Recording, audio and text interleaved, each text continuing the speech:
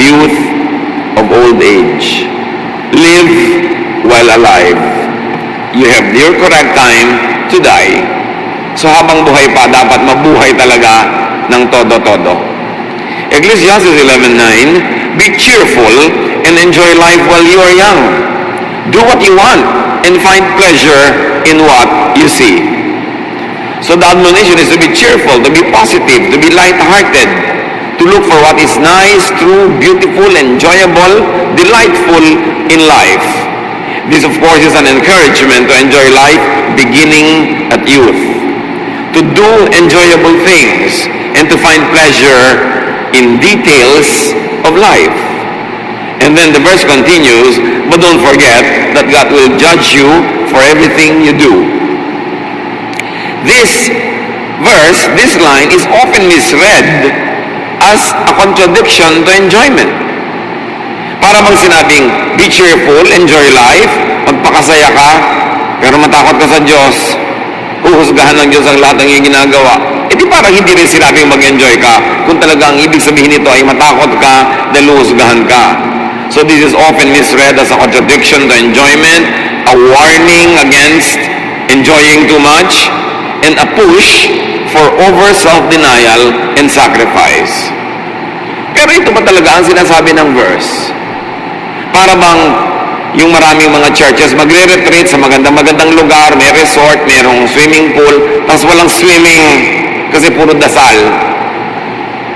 Kasi puro praise and worship at kantahan. Nagpunta pa daw sa lugar na may swimming pool. O kaya magre-retreat pero umagang-umaga pa lang, dasalan na, gabing-gabi na, dasalan pa rin, puyat ang mga tao, hindi na nila ma-enjoy ang ginagawa nila. It's not really a retreat. So, retreat pa talaga yun. So, sinabi pa talaga ng verse na mag-enjoy ka, tapos natakutin ka pala. Earthly life was given by God, tapos tatanggalan tayo ng earthliness. Does it follow? Meron bang sense yung ganong reading of Scripture? But to go on, Ecclesiastes 11:10, kasunod ng sabi, God will judge you for everything you do. Biglang sinabi, rid yourself of all worry and pain, because the wonderful moments of youth quickly disappear. So, idiniin muli na huwag kang masyadong matakot, huwag kang mag-alala, huwag mong isipin yung mga kung anong mga negative things, dahil sandali ka lang bata.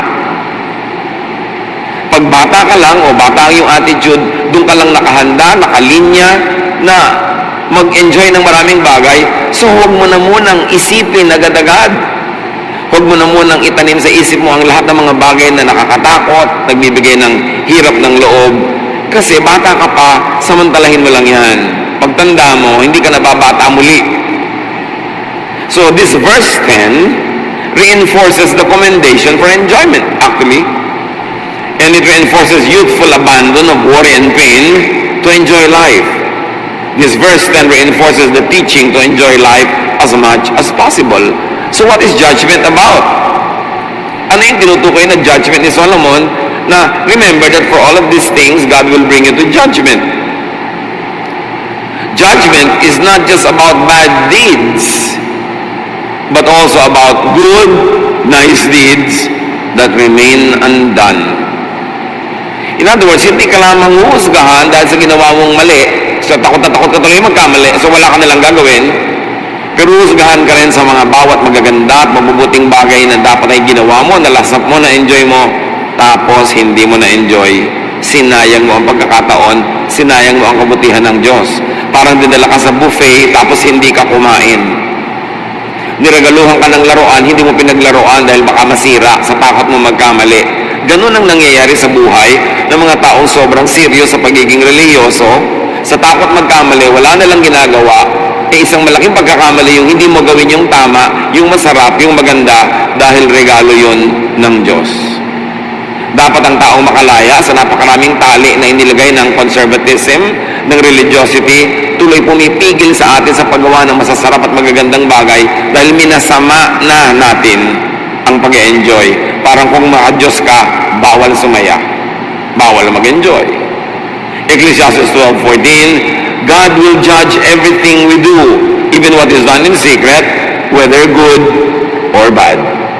So lahat yun. Hindi lamang ang pagtimbang sa atin ng Diyos, yung may ginawa ka bang mali, kundi may ginawa ka bang masarap, maganda, tama, na inilaan ko para sa'yo, nilikha kita para dyan, nilikha ko ang planeta para dyan, tapos hindi mo ginawa, edi sinayang mo ang gift of life. Solomon is not called the wisest man ever for nothing. Binigyan siya ng Diyos sa superior na karunungan, kaya marapat siyang dinggin. Sa katunayan, kung si Jesus ay nagturo ng kalayaan, ng paglasap at pag-enjoy ng buhay sa New Testament, itinuro ni Jesus, ang counterpart niya sa Old Testament is really Solomon. Pinakamarunong, kaya ang kanyang pagtuturo ay dapat bigyan ng pansin at marami siyang pinalaya ng mga diwa na dati-rati, bago pa siya nangaral, ay itinali ng relihiyon and conservatism yung buhay ng tao para puro pagtitiis, pagdurusa, puro na lang pag-iipon ng points sa langit, pero dito sa lupa, parang wala ng totoong buhay. In denial na, wala nang inisip kundi kabilang buhay, samantalang nandito pa sa lupa. Kung gusto ba naman ng Diyos na sumakabilang buhay ka na, dilalagutin na niya ang hininga. Pero habang hindi pa niya nilalagot, dito ka pa sa lupa, huwag mong kalimutang ikay espiritu at lupa magkasabay. At hindi dapat yun masamain. So the teaching says, enjoy your youth, your strength, your enthusiasm. Do not problematize youthfulness. Hindi problema ang pagiging bata. It's a gift. Enjoy being young. And how will enjoyment happen? By not being too wise, by not being too cautious, and not being too old in attitude. Kaya sabi niyang verse, kalimutan mo yung sobrang pag-iisip. Rid yourself of all worry and pain, because the wonderful moments of youth quickly disappear. Huwag kang masyadong magpaka-mature kung hindi ka pa-mature. Darating din yun. Sandali ka lang maging bata. At huwag sobrang religyoso, sobrang conservative, sobrang extremist ang pagiging spiritual na parang hindi na nakatungtong sa lupa. Ecclesiastes 7:16, do not be over-righteous, neither be over-wise. Why destroy yourself? Can you imagine this wisdom in Scripture that we seldom encounter? Halos sa ikubli ng mga conservative sa mga mananampalataya yan. Sabi ni Solomon, huwag kang masyadong banal. Huwag kang masyadong matalino. Hindi ka mag-e-enjoy sa buhay. Sisirain mo ang iyong sarili. Pag extremist ka, perfectionist, legalistic, hindi ka mag-e-enjoy at walang mag-e-enjoy na kasama ka. Sasakalin mo lahat ng tao, pipigilin mo sila, sisikilin mo sila, nakabaligtaran ng intensyon ng Diyos na lumikha sa atin. So do not be extremely religious or spiritual. In fact, anything extreme is bad. Kahit extreme na kabaitan, extreme na kabutihan, mga extreme, wala nang balance. Ecclesiastes 7:18, whoever fears God will avoid all extremes. Hindi virtue, hindi katangian na maging extremely conservative. Ano ba yung conservative? Ano ba yung mahilig halimbawa sa classical music? Yung classical music ngayon, pop music yun 100 years ago. So kung conservative ka, ayaw mo nung modern, pero yung niyayakap mong conservative idea, nung isinilang yun nung unang panahon, modern din yun nun. Dapat yun naiisip ng tao. The teaching says, old age and physical weakness and death will surely come. Do what you want. Do what you can before you die. Siyempre may hangganan, hanggang ang ginagawa mo hindi nakakasama sa iba, hindi mo ninanakaw, hindi mo inaagaw, hindi nakakasira sa iyo at sa kapwa. Do it. May listahan na ba kayo katulad ng iba? Places to visit before I die, restaurants to visit before I die, food to eat before I die, skills to know and master before I die. Kasi sabi ni Solomon, mamamatay kayong lahat, tayong lahat. Mahirap naman yung kung kailan ka naghihingalo at nag-aagaw buhay, doon ka pa nagsisisi kasi wala ka pang nagawa. Napaka-importante na ang buhay dito sa lupa is not all about just saving and collecting heavenly points in eternity. Hindi kayo nilagay ng Diyos dito sa lupa para wala ka nalang isipin kundi langit. Kasi kung gusto niyang nasa langit ang utak mo, dadalhin ka na niya doon. nandito ka pa, kaya dapat nag-iisip ka pa rin ng pagiging makalupa at hindi mo dapat masamain ng pagiging lupa sapagkat ideya ng Diyos na ang lupang katawan na ito ay samahan ng kanyang espiritu at nabuo ang tao. At napakaiksi ng panahon, sandaling-sandali lang na ang espiritu ng Diyos at ang lupang katawan na ito ay magkasama habang buhay lang ang tao. Pag nalagot ang hininga, hihiwalay na yung espiritu, babalik sa Diyos, ang katawan ay babalik sa lupa. Doon ka na lang magpaka-espiritu, talagang pag-espiritu ka na. Pero habang may lupa pang component ang iyong pagkatao, do not deny that and enjoy that even. So it is about living in full, living a full, enjoyable, pleasurable, earthly life. Do not focus on worry and pain. They are concerns of old age. Kaya may mga taong bata pang edad pero laging iniisip worry and pain, nagmumukhang matanda na sila at tumatanda na nga. Pero may mga matatanda ang edad pero youthful ang attitude, cheerful sa buhay, naghahanap lagi ng fun, ng happiness, ng enjoyment. So nade-delay ang itsura ng pagtanda nila at masigla pa sila sa buhay. Pare-pareho lang buhay pero iba-iba ang quality of life. Do not over-mature prematurely. Do not fast forward old age because you have all the time in the world to be old. Do not rob children of their childhood. Do not rob the youth of their youthfulness. Hindi mga bata gusto mo walang kakibo-kibo na parang matatandang paralyzed. Siyempre mga bata malilikot yan, may konting ingay pero may hangganan, natural, yung hindi na sila nakakabala ng iba. Siyempre mga young people, tawanan, masasaya, tapos pipigilin mo, puro shh, shh, shh. Lalo ang kasama mo, mga manang. Ang bata-bata mo, gustong kilos matanda ka. Wala yun sa lugar. Bakit yung aagahan ng pagtanda? May mga magulang tuwang-tuwa, yung anak nila 11 years old, tapos na ng abugasya. Gusto mo talaga yun? Yung anak mo dapat grade 1 pa lang, grade 10 na ngayon. Alam niyo, anak ko po, na-advance na naman. Siguro, bakit hindi mo patayin ngayon? Dahil mamamatay din yan eh. Advance mo na rin. Hindi mo kaya maging bata. Yung mga iba kasi mga magulang, sobrang gusto ipagyabang yung mga pag-accelerate ng mga anak nila. But don't you know, na pag sobra sila na-accelerate, naaagawan sila ng kamusmusan. Sa halip na simple pala yung pinag-aaralan nila sa school, may mga konting laro, konting tulog.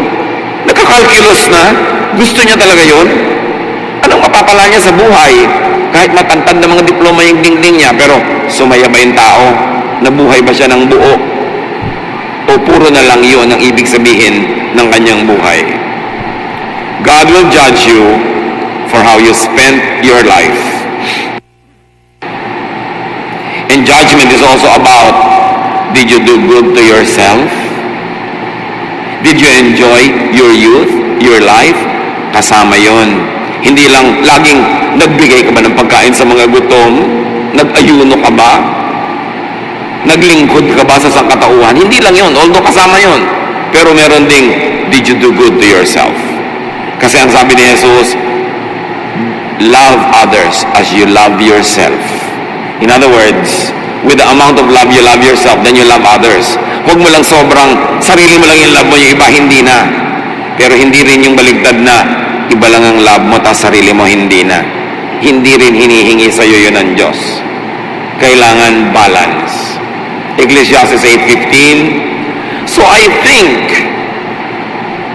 we should get as much out of life as we possibly can. There's nothing better than to enjoy our food and drink and to have a good time. Then we can make it through this troublesome life that God has given us here on earth. Nakita niyo ang main doctrine nitong si Solomon, the wisest man ever? You've got to enjoy life. Get the most out of life. Pigain mo ang lahat ng mapipiga mong ligaya para maximum ang iyong kasiyahan. Yun ang kalooban ng Diyos na lumikha. Hindi tayo nilikha ng Diyos para gutumin, para parusahan, para pagtiisin at pagdusahin, na siyang misrepresentation ng ginagawa ng maraming conservative people. They paint a wrong picture of God. They make a wrong image of God. A God who is unloving, unkind, unaccepting. A God who is always angry, and a God that has always have to be appeased. But that is not The picture of God that Jesus paints, that is not the picture of God that Solomon paints. Sabi niya, we should get as much out of life as we possibly can. And this is godliness. This is wise accountability. Mananagot ka rin pag hindi mo pinasaya ang buhay mo. Kasi God wants you happy. Ecclesiastes 12:1, keep your Creator in mind while you are young. In years to come, you will be burdened down with troubles and say, I don't enjoy life anymore. Again, may negative reading na naman ng marami dito, yung keep your Creator in mind while you are young. Ibig sabihin, oy, habang bata ka, ha? Huwag mo kakalimutan ng Diyos, galit ang Diyos, pagkagalitin ng Diyos, paparusahan ka niya, magpakatino ka, huwag ka magkakamali. That is not what the verse is saying. Keep your Creator in mind. Creator means designer. God designed you. So while you are young, look at yourself and say, how did God design me? And to be faithful to God, to be obedient to God, I should act and move according to the design. So ang mga young people, they design mga children, playful. And to be faithful to God, they have to be playing, they have to be allowed to play. Mga young people, kung ano man yung character ng young people na natural, yung likas sa kanila, ang ibig sabihin ng obedience to God is to follow the design. Do not contradict it. Mga young people ang hilig-hilig matulog. Hayaang matulog. Basta't nagagawa nila yung mga schoolwork nila, yung mga responsibility nila sa bahay, ayan. Yung mga ibang matatanda naman, killjoy. Pagising nila ng alas 4 ng umaga, gusto nila gising din yung mga young people. Matanda ka na nga, kaya wala ka na itulog. Yung bata gusto pa, tapos pipilitin mo. Baligtad, yung mga children na ayaw matulog pag tanghali, gusto maglaro, pinatutulog. Pagtanda naman, gusto matulog, ayaw patulugin. Mali, lihis ang schedule. May design ng Diyos. Yung obedience to God, hindi lang ibig sabihin obedience to church rules. Hindi lang obedience to religious dogma and policy. Ang obedience to God, Creator, is by moving, living, acting according to how God designed you. So if God designed you as an artist, obvious yun, ang obedience to God, be an artist. Ang design sa iyo ng Diyos is maging administrator ka, mabusisi ka sa mga detalye, then be an administrator. Yun ang supreme obedience to God. Hindi yung gano'ng kahaba ang buhok mo dahil nasa choir ka, gano'ng kahaba ang palda mo, ilang lupi dapat ang kwelyo mo dahil yun ang religious costume. Hindi yun ang tunay na obedience to God. Obedience lang yun to religious policy. Pero yung Diyos na nag-disenyo sa'yo, meron talagang born dancer, may born singer, born musician, yun ang Creator. How will you celebrate life? By obeying God, by being who God designed you to be. And by being who God designed you to be, that's where you can excel, that's where you will be happy, and that's where you can make others happy as well. And your Creator designed and made you to enjoy the gift of life. All you have to do is study your anatomy, study your body, study your senses, and you will know that when God was designing you, He wanted you to enjoy life. Kaya binigyan ka niyang mata, huwag mong ipikit, idilat mo para makita mo ang dapat makita ng mata. Binigyan ka niya ng paa, isayaw mo, ilakad mo, puntahan mo ang dapat puntahan na dinisenyo sa ng Diyos. Kasi kung ayaw ng Diyos na maglalakad ka, di ginawa ka na lang niyang bato. Nandiyan ka na lang sa isang sulok, kaya ka nilagyan ng paa. Kaya ka binigyan ng bibig para magsalita. Hindi yung aping-api ka na sikil ka na, hindi ka pa kumikibo, binigyan ka nga ng bibig. Yun ang obedience to the Creator. Gamitin mo ng tama, sa tama, yung katawan mo na dinisenyo niya. And keep that in mind while young, while able to enjoy. Kaya kamisan lugi yung ang aga-aga pa, biglang napalaki na sa sobrang relihiyosong pamilya. Wala nang naranasan. Paglaki tuloy, biglang nagre-rebelde. Ang liit-liit ng utak, ang kitid-kitid ng naiintindihan kasi pinakitid na agad ng conservatism. Nauna na ang isang katermang bawal. Mamamatay din naman lahat ng tao at pag lahat ay nakalibing na, sino ang talagang nag-enjoy ng buhay? Akala kasi ng iba, ang gusto ng Diyos, puro ka lang magtiis dyan, maghirap, magpakasakit. Ganun ba ang Diyos na nakadrawing sa isip natin? Hindi yon ang ipinakilala ni Jesus at hindi yun ang pinapakilala ni Solomon. Dapat habang kaya, lasapin ang ganda ng buhay because time will come when you could no longer enjoy as much. Ibigin mo man, hindi na pwede. Gusto mo mang lumakad, hindi na pwede. Gusto mo man tumingin sa magagandang tanawin, lumalabo na ang iyong mata, hindi na pwede. So, do not be possessed by regrets. Pag tayo matanda na, malapit ng bawian ng buhay, huwag naman tayong puro pagsisisi at panghihinayang sa mga pinalampas na pagkakataon.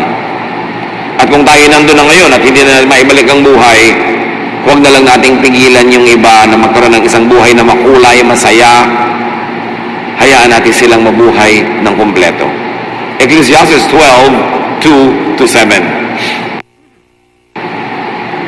Someday the light of the sun and the moon and the stars will all seem dim to you. Rain clouds will remain over your head. Your body will grow feeble. Your teeth will decay and your eyesight fail. The noisy grinding of grain will be shut out by your deaf ears, but even the song of a bird will keep you awake. Darating daw ang panahon, kung mabiyayaan ka ng mahabang buhay, lalabo ang iyong paningin, hihina ang iyong katawan, masisira at maglalaglagan na iyong mga ngipin, at maaaring mawalan ka pa ng paningin.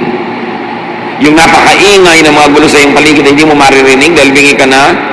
Pero yung mumunting hiwani ng ibon, hindi ka makatulog dahil nadidinig mo. Sabi ganun, pag tumanda ka na. You will be afraid to climb up a hill or walk down a road. Your hair will turn as white as almond blossoms. You will feel lifeless and drag along like an old grasshopper. Hindi ito negative, hindi ito nakakalungkot at hindi ka dapat magpalungkot. Sinasabi ang totoo, dapat paghandaan. At kung dumating na, wala ka dapat sukat pagsisihan. Hihina ka, matatakot kang umakyat, matatakot kang bumaba, puputi ang iyong buhok.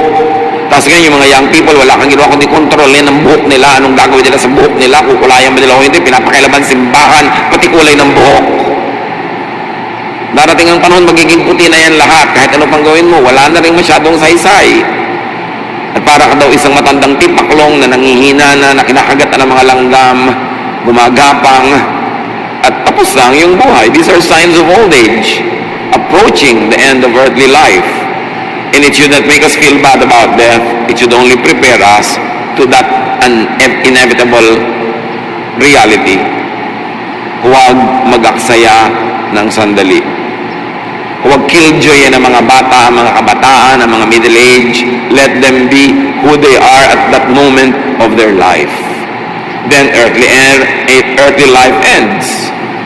We each go to our eternal home sa pagpapatuloy ng Ecclesiastes, and the streets are filled with those who mourn. Paglalamayan ka rin, ibuburol ka rin, ililibing. Kung marami kang pinakisamahan, marami makikipaglibing sa'yo. Maraming tititig sa iyong mukha at sasabihin din nilang, para lang siyang natutulog. Kung gaano mo karaming beses sasabi yun sa iba, masasabi rin tungkol sa iyo. Kung minsan man gusto mo lamang pasayahin yung namatayan, pero meron man namang natutulog na nakamarong Tagalog. Kung sana nakapajama, may yakap na unan doon sa atawal sa mga, ay, para lang natutulog. Darating at darating. The silver cord snaps, the golden bowl breaks, the water pitcher is smashed, and the pulley at the well is shattered. All pictures of death. And so, our bodies will return to the earth, and the life-giving breath returns to God. Yun ang konsolasyon mo. You return to God. Huwag kang sumama dun sa body na pupunta sa earth, kakainin ng mga bulate, ng mga mikrobyo, matutunaw. Kasi pag isinama mo dun ang emosyon mo, malulungkot ka sa kamatayan. Doon ka sumama sa espiritu na babalik sa Diyos, iwan mo yung katawan sa lupa. Kaya tayo nalulungkot pag may inililibing, ang iniisip natin, ang inililibing yung tao, yung katawan lang niya yun, yung espiritu, bumalik sa Diyos. So, ang ipagluksa mo yung katawan, pero espiritu, ipagbunyi mo na bumalik sa Diyos. So, lalo ko ikay nararamdaman na, malabo na yung mata, kung ano na nangyayari sa internal organ mo, may pain, mayroong mga sakit. Nakabubuti pa nga na malagot na yung hininga para yung pagdurusa ay matapos na at yung bulok na katawan na naghihirap ay bumalik na sa lupa para yung espiritu mo makalaya na at bumalik na sa Diyos. Kaya hindi yun negative. Pero ito ang point, mga kapatid. Kanino bang ideya na ang espiritu ng Diyos ay sumama sa lupa at magkaroon ng tao? Di ba ideya ng Diyos? Hiningahan niya yung lupa, nagkaroon ng hininga, naging living person.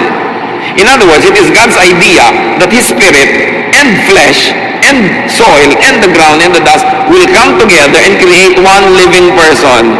Ikaw yon, ako yon, tayo yon, mga kapatid. Therefore, magandang ideya ang lupa. Ang katawang lupa ay maganda kasi Diyos ang nagbigay nun. Dinamitan niya ng katawang lupa yung kanyang espiritu. Huwag nating masamain ang katawang lupa, huwag nating masamain ang pagiging lupa, at huwag nating masamain ang mga kagustuhan ng katawang lupang ito kasi Diyos ang lumikha ng katawang lupa. At yun naman mga kagustuhan niya na sandali lang habang magkasama pa lang yung espiritu at yung lupa. Pero pag humiwalay ng espiritu sa kamatayan, di tapos na rin ang mga kagustuhan ng laman, kagustuhan ng katawan. So habang magkasama pa yon, huwag mong ignorin. Do not demonize and do not trivialize the needs, the wants, the desires, the happiness, the pleasures of the flesh. Because it is God who gave you the senses. So, ideya din niya yan. Minasama lang ng mga religions later on, pinasama nila yung katawan. Sandali lang magkapisan ang katawan at ang espiritu. Samantalahin, nangyayari lang yon habang tayo'y buhay. Then people grow old and die.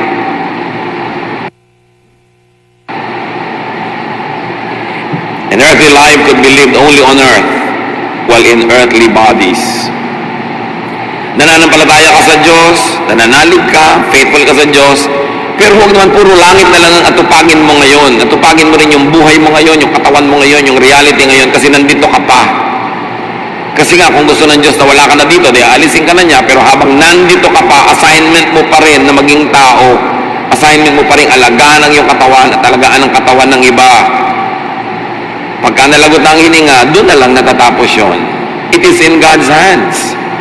Pero para pabayaan mo ngayon ang iyong earthly body, ang iyong earthly needs, ang iyong earthly happiness, pagtalikod yon sa kalooban ng Diyos na nagbibigay sa iyo ng earthly life. So live as a dual person, as a dual citizen. Yan ang tunay na dual citizenship. Earthly and heavenly citizenship. Live as a body and a spirit. Because right now, you are. Do not demonize the earthly body. Tulad ng ginagawa ng maraming religious conservatives. Pinapahirapan yung katawan, sinasaktan, tinutusok, ginugutom, inuuhaw, dahil akala mo, paparusahan nila dapat yung katawan nila para matuwa ang Diyos. No, your body is a temple of the Holy Spirit. Whoever destroys God's temple, him also God will destroy. Your body should be taken care of. Huwag pag-awayin ang katawan at ang espiritu. Gawain yan ng maraming relihiyosong hindi nauunawa ang kabutihan at kagandahang loob ng Diyos. Why is there a usual condemnation of earthliness? Bakit ba minamasama ng maraming religious conservative ang pagiging makalupa? Well, history will tell us.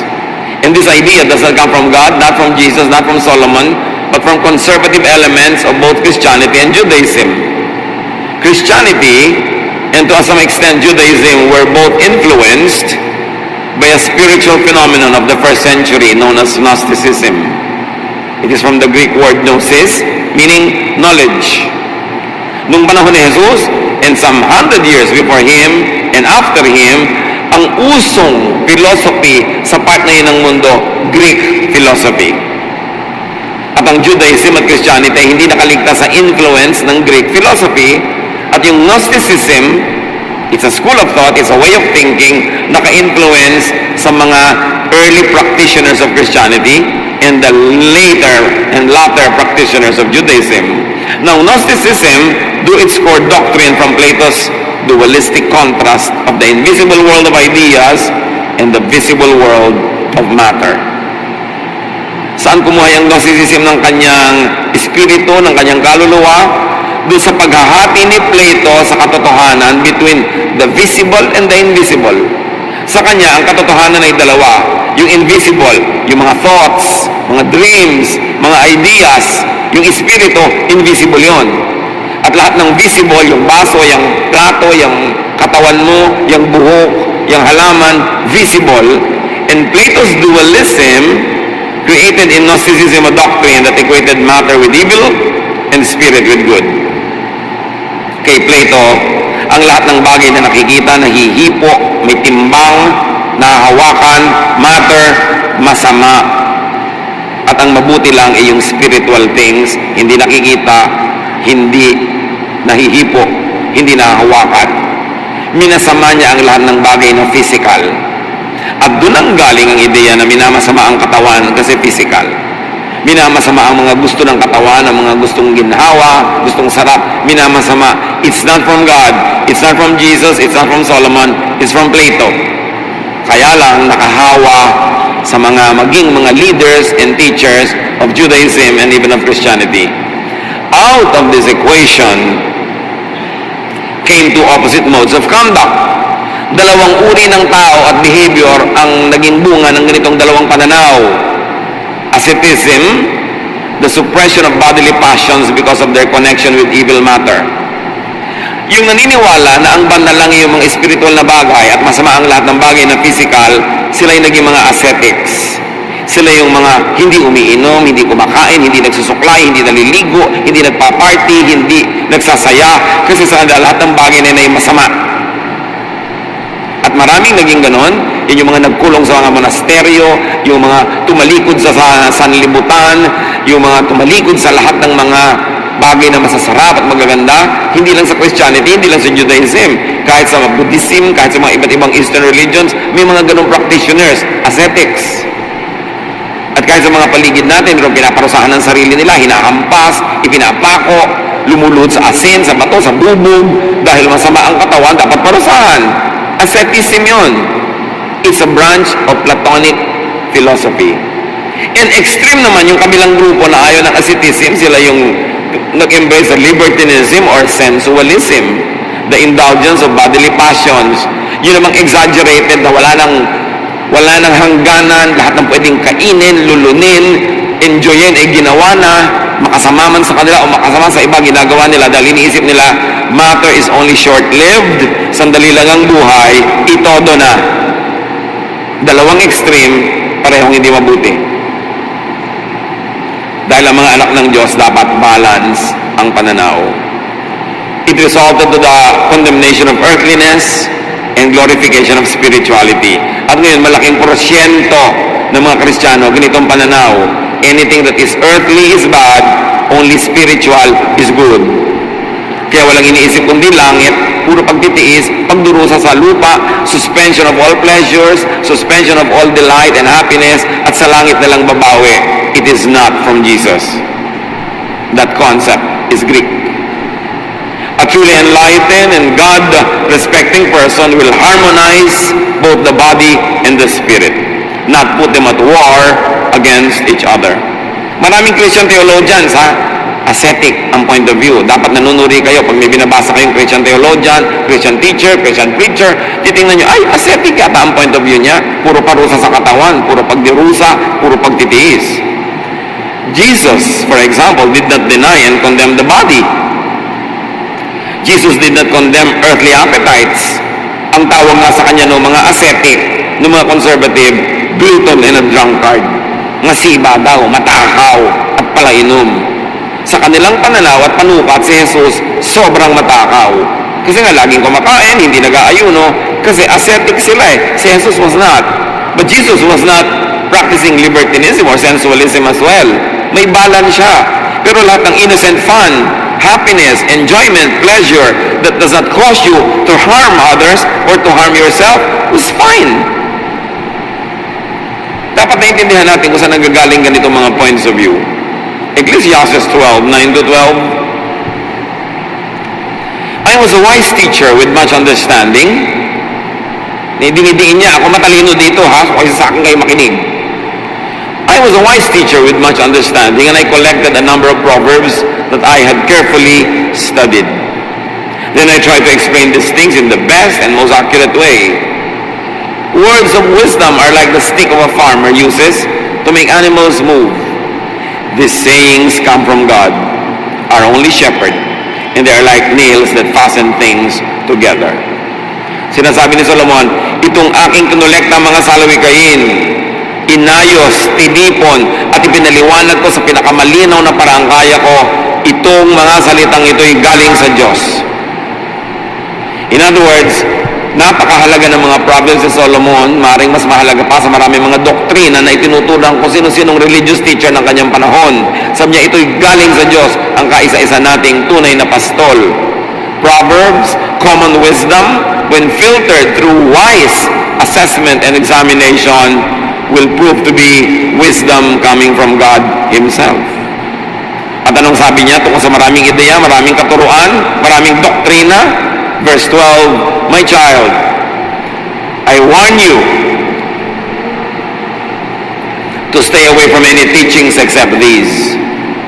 There is no end to books, and too much study will wear you out. Yung binabalaan kita, anak, lumayo ka sa napakarami mga doktrina, napakarami mga turo, napakarami mga bawal, liban sa makikita mo dito sa mga proverbs na ito. Ito ang mga salita ng Diyos para sa iyo. Culled from the common wisdom of folks, of people who observe life from generation to generation, and with godly given wisdom, create these crystallized forms of knowledge and wisdom called proverbs. Ang dami-daming isms, ang dami-daming mga ideas, philosophies and doctrines. Sabi ganun, magugulo ka lang sa mga yan, malilito ka, dito ka makinig sa mga proverbs na sinasabi ko sa iyo. Sabi niya, walang katapusan ng paglimbag ng mga libro at ang sobrang pag-aaral, magagasgas ka lang, mapapagod ka lang. Sa dinami-rami ng pinag-aaralan mo at kung ano-ano, natututo ka lang na maging judgmental, maging self-righteous, maging mayabang, sabi ganun, umiwas ka sa mga yan. Solomon says, these proverbs are all that really matter.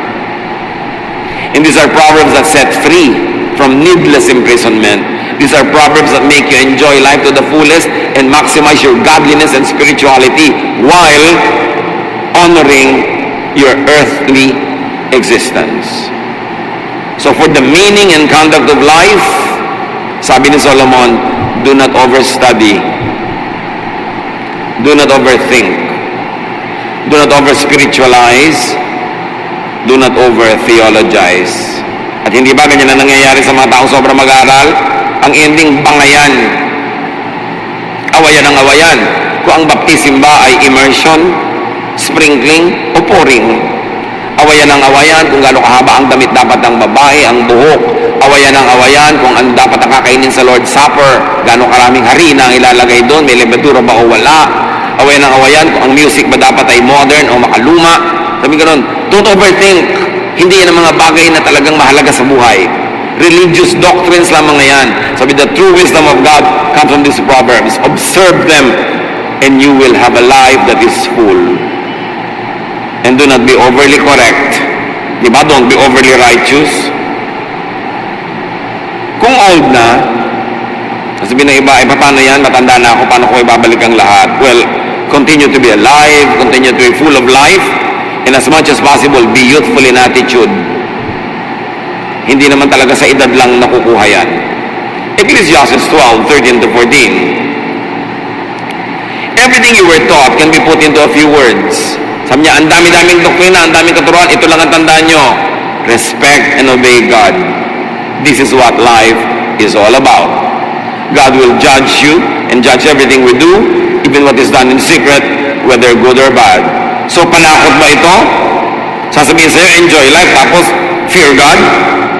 Ang sinasabi niya, you know, real respect for God is this: to do good and not to do bad, both of them. To think of heaven and to think of earth. To gather for yourselves treasures in heaven, but don't be poor here on earth. To also be rich, full of life here on earth. here and there, both could be heaven to you. Kaya ang tao, pagka hindi makalaya ang kanyang isip, na-oppress siya lagi ng guilt, na-oppress siya lagi ng mga feeling of imperfection, feeling na of inadequacy, meron kang hell na bit sa buhay mo wherever you go. Kasi mabigat dalhin yan. So hell or heaven, while they are there in eternity, can also be in your life right now, depending on your attitude. Kaya dapat talaga magbago ng pag-iisip, makalaya sa mga maraming tali na inilagay ng maraming tradisyon. Respect and obey the designer of life, who is God. Respect and obey the design of life for enjoyment of God's graciousness. And here, judgment will be on how much you respect and obey the Creator. By respecting or obeying the Creator, in this life, you will have reward or punishment. Yun na ating tinatamasa, nararanasan araw-araw, reward or punishment yun, dapat nating alamin. Yung reward and punishment, hindi lang yung naghihintay sa kabilang buhay, nangyayari na yun din dito. So pag tama ang ginagawa mo, nare-reward ka na rin. Meron kang mga fruits, meron kang mga pleasures, meron kang happiness, meron kang joy. Pero pag mali, hirap ka, gipit, ilang na ilang, sakal na sakal. Huwag ka na maghintay ng hell in the next life dahil yun na ang advance payment. Dapat suriin. Judgment is really how you benefit from and enjoy life now and in the next life. So balansehin ang pananaw, huwag lang lagi yung future. Do not get confused with and by many doctrines, according to Solomon. Stick to the most basic lesson, respect and obey God. And this teaching should be applied and connected to youth, to old age, to life. So respects God's design of the body, of the mind, of the seasons, of time. Lahat yan nilikha ng Diyos. Kailangan katugma ka sa galaw, sa kilos, sa rhythm. Hindi baligtad kasi saliwa, asiwa, mali, mahirap. Ecclesiastes 3:1, everything on earth has its own time and its own season. So yung panahon mo, kapatid, huwag mong i-impose sa iba. Ano ba, panahon mo ng pagmumuni-muni, siya panahon ng pag-iingay, magmuni-muni ka, hayaan mo siya mag-ingay, lumayo-layo ka. Panahon mo halimbawa ng pagtitipid, siya panahon niya ng shopping, huwag mo siyang pigilin dahil panahon niya ng shopping. Ikaw, magtipid ka, panahon mo yun May kanya-kanya tayong panahon. May panahon ng lungkot, malungkot ka. Matatapos din yan. May panahon ng saya, magsaya ka, dahil mawawala rin yan. Kung anong nandyan, doon ka sumakay para hindi ka mahirapan. Huwag kang lumangoy ng laban sa agos. Umaagos ang buhay, and God is the author and the creator of life. It is also human to go through all types of feelings and emotions at times. May panahon na nai-inlove ang tao. Siyempre, pag nai-inlove, hindi masyadong wise. Meron naman na panahon ang wise-wise mo, ibig sabihin wala kang love nun. Meron ba namang wise na may love pa sabay? Bihira yun, himala yun. Galit na galit ka sa nai-inlove. Hindi ka naman talino. Siyempre, in love siya, medyo nabubulagan. Panahon niya yun Dahil kung lagi ka namang dilat, mulat at matalino, hindi ka na may in love, wala ka nang mamamahal. Kailangan medyo magbulag-bulagan ka talaga para ma-in love ka. May panahon ng katalinuhan, may panahon din ng kakulangan nun. Lahat yan kasama sa totoong buhay. Do not deny, bypass, and demonize, and do not even idealize time. Time happens whether you like it or not, so you better like it. Huwag labanan. May oras talaga para sa lahat ng bagay, sa bawat bagay. Kailangan lang makiramdam. Sensitive ka. Ano bang oras ngayon? Ay, oras sa para kumain. Hindi kumain ka. Ano bang oras ngayon? Oras para matulog. Kung baligta rin. Kasi mahihirapan ang iyong buhay. At huwag masamain ang panahon. Huwag masamain ang uso. Hindi ko mo classic, tama. Hindi ko mo uso or bago, mali. Dapat bukas ang pananaw. So live according to time, space, and bodily realities.